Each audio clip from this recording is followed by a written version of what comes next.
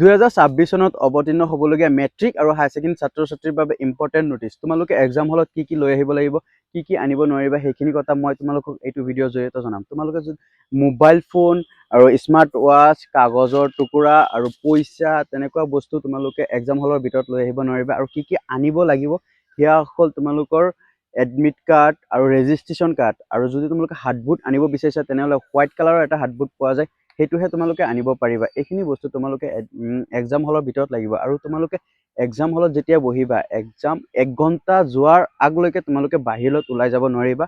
আৰু যদি কিবা মেডিকেল ইমাৰ্জেঞ্চি হয় তেওঁলোকহে যাব পাৰিব, কিন্তু তাত তোমালোকে যি এক্সামৰ কুৱেশ্যন পেপাৰ আৰু আনচাৰ শ্বীট সেই দুটা বস্তু তোমালোকে ছাবমিট কৰি তাৰ পিছতহে যাব পাৰিবা। আৰু বাকী তোমালোকে 1 ঘণ্টা হোৱাৰ পিছতহে তোমালোকে বাহিৰত যাব পাৰিবা। কিন্তু তোমালোকক এখন কাগজ দিয়া হ'ব, এই কাগজত তোমালোকে চহী কৰিব লাগিব। টেম্পৰাৰী চহী এটা কৰি পিনে তোমালোকে যাব পাৰিবা। 5 মিনিটৰ কাৰণে তোমালোকে বাহিৰত গৈ পিনে ৱাশ্বৰুম কৰি পিনে আকৌ আহিব পাৰিবা। সম্পূৰ্ণ ইনষ্ট্ৰাকশ্যন মই তোমালোকৰ ডিএমত পঠাই দিব পাৰিম। যদি তোমালোকে মোক ফ'ল' কৰি এক্সাম বুলি লিখি দিয়া কমেণ্ট বক্সত, তেনেহ'লে সম্পূৰ্ণখিনি বস্তু তোমালোকৰ ডিএমত যাবগৈ। আৰু বহুত লিষ্ট আছে, বহুত দীঘলীয়া লিষ্ট, সেইখিনি তোমালোকে পঢ়ি ল'ব পাৰিবা কেনেকৈ কি কৰিব লাগিব। সম্পূৰ্ণখিনি কথা মই লিখি পিনে তোমাৰ ডিএমত পঠাই দিম।